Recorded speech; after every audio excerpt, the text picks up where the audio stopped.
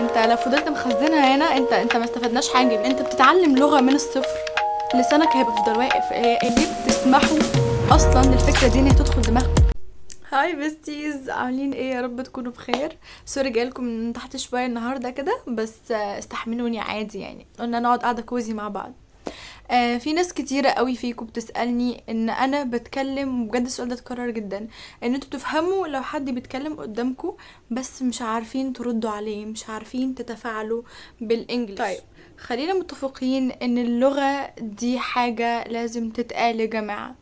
ربنا خلقنا كبشر، عندنا قابلية ان احنا نتعلم اللغات او نتواصل عامة. وطريقة تواصلنا بتبقى عن طريق ايه؟ عن طريق اللغة اللي بنتكلمها. فبالتالي لازم تتكلموا اللغة لو ما اتنطقتش ما تبقاش لغة. انت لو فضلت مخزنها هنا انت ما استفدناش حاجة بيها. عملت بيها ايه؟ لازم تتكلم، حتى لو تتكلم غلط انت بتحاول توصل رسالة للانسان اللي قدامك، وتفهم الرسالة اللي بيحاول يوصلها لك عن طريق اللغة. مثال جميل للاطفال اللي بتبقى لسه مولودة، مفيش طفل في العالم بينزل من بطن مامته عارف اللغة وبيتكلم وفاهم كل المصطلحات بقى وخارب الدنيا. ده ما بيحصلش الا لو كان طفل معجزة طبعا. لكن ايه اللي بيحصل؟ اي طفل في العالم لما بيتولد بيقعد سنة، 2، 3. عارفة ان 3 كتير، بس انا من ضمن الاطفال اللي قعدوا اخدوا حبة يعني لغاية ما بدأوا يتكلموا. ما علينا. بياخد مدة. بيعمل ايه في المدة دي؟ هو ما بيتكلمش، هو بيخزن، بياخد معلومات وبيخزنها، بيفهم، بيراقب، بيشوف، بيربط الكلمة دي مية بالسائل الشفاف ده. انتوا فاهمين؟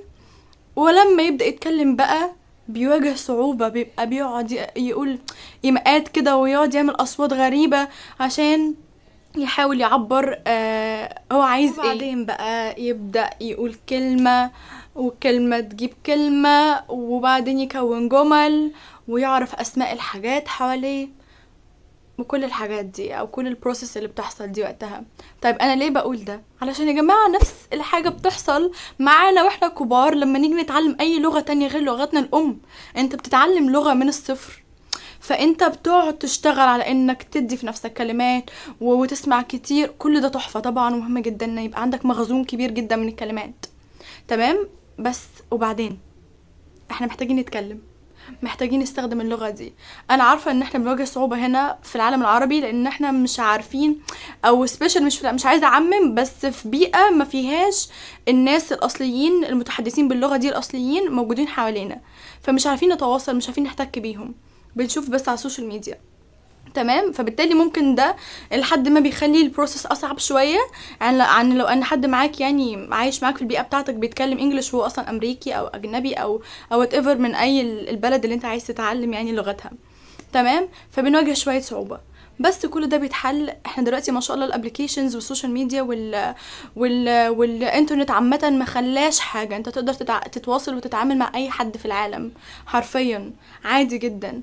ولو غلبت عندكم شات جي بي تي، يعني حبيب الجماهير، ممكن تكلموه يا جماعه، قولوا له عايزه امارس اللغه بتاعتي النهارده شويه، كلمني باللغه كذا، وتكلموا معاه، وبجد هتلاقوه يعني جميل جدا ولطيف وبيتعامل معاكم، بعيدا عن انه بيبقى غبي شويه ساعات. فالنقطه اللي عايزه اوصلها من كل ده ببساطه انكم تدوا نفسكم وقت.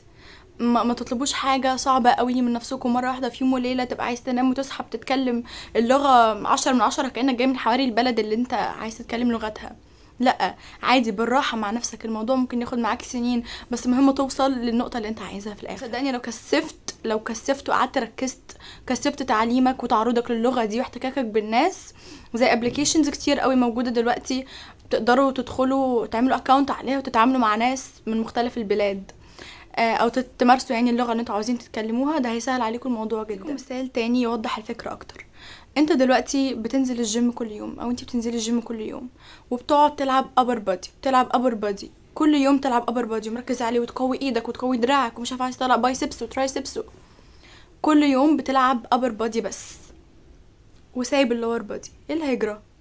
انت اعتقد قدرت تخمن، انت هيبقى عندك الابر بادي قوي جدا وكويس جدا وان شيب، وهيبقى عندك اللور بادي ضايع وضعيف جدا.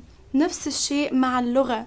انت لما تقعد تسمع بس وتقرا بس، تسمع بس وتقرا بس، ومش بتتكلم، مش بتمارس، لسانك هيفضل واقف. هي اللغة ان ما كلمتهاش ما تبقاش لغة. هي اللغة معمولة علشان التواصل يا جماعة، علشان نتكلمها. فأتمنى يعني المثال ده يكون وضح الدنيا شوية. نقطة تانية برضو بنسمعها كتير وبتبقى بجد بتعمل عائق ان انتوا تتكلموا: الخوف او القلق من ان انتوا حد يتريق عليكم. يتريق عليكم ليه؟ هو بجد انتوا ليه بتسمحوا اصلا الفكرة دي انها تدخل دماغكم؟ ما اللي يتريق يا جماعة. انت بتعمل حاجة انت عايزها، وبتعمل حاجة عارف ان هي هتنفعك وهتنفع مستقبلك، محدش تاني هينفعك بعد ربنا وتوفيقه. فبجد انت اللي يتريق يتريق. هو انت بتعمل ايه بجد؟ مع نفسه انسان مريض نفسيا بيتريق عليك، خلاص انت دي مش مشكلتك، دي مش بتاعتك، هو يروح يعالج نفسه بعيد عنك. تمام. وبالنسبه للناس الاجانب، لو انت بتقول مثلا حد نيتيف سمعني بتكلم هيتريق، هيقول ايه ده يا جماعه؟ مفيش الكلام ده.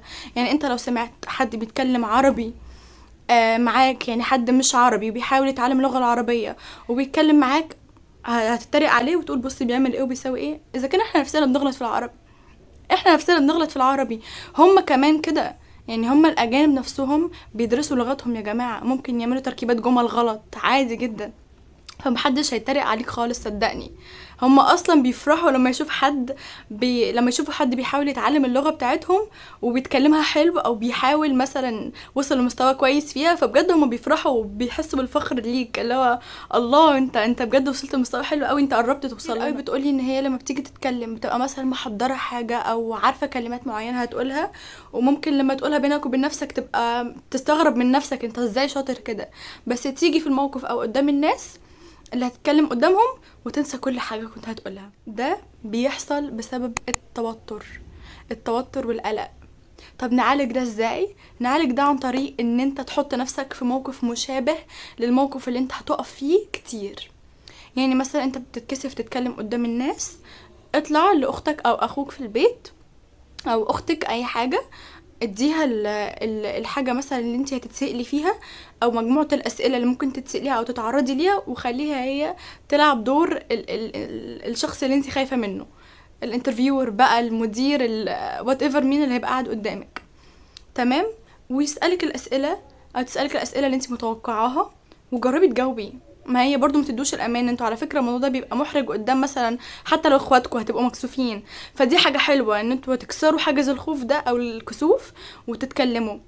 بس اتليست هتغلطوا عادي، مش مشكله، دي تجربه، مره ورا التانية ورا التالتة مثلا قبل الموقف اللي انتوا هتبقوا رايحين له ده او تقدموا عليه. يعني انا ذات نفسي تعالوا شوفوني اول مره وانا بعمل انترفيو ودلوقتي، لا ما بتتعرضوا لموقف مثلا او تطلعوا تعملوا برزنتيشن في الجامعه او اي حاجه، اول مره ممكن تبقى بجد بايظه جدا معاكوا وتعكوا كتير، بس اتس فاين عشان انت مش لوحدك. انت لو اي حد من اللي بيضحك طلع وقف مكانك هيبقى زيك واوحش كمان.